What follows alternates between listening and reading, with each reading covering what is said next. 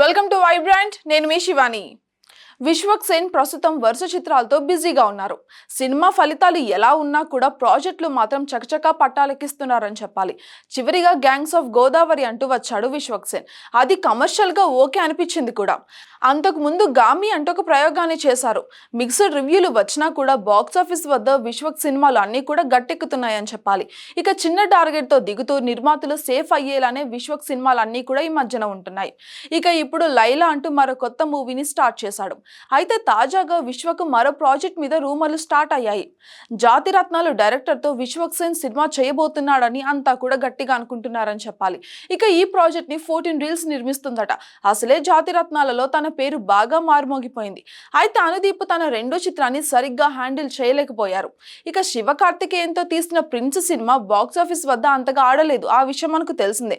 2 భాషల్లో కూడా సినిమా తేడా కొట్టేసింది. అలాగా అనుదీప్ కెరియర్ కు స్పీడ్ బ్రేక్ పడినట్లు అయ్యింది.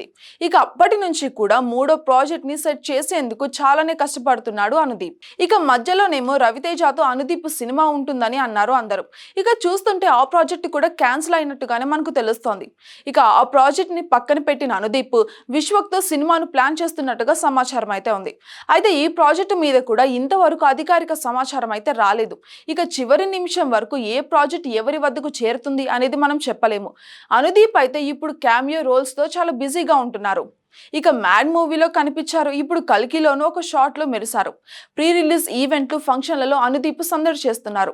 ఆఫ్లైన్ లో ఆన్లైన్ లో అనుదీప్ మీద ఫన్నీ మీమ్స్, ట్రోల్స్ వస్తూనే ఉంటున్నాయి. ఆ సంగతి మనకు బాగా తెలిసిందే. For more updates subscribe to Vibrant.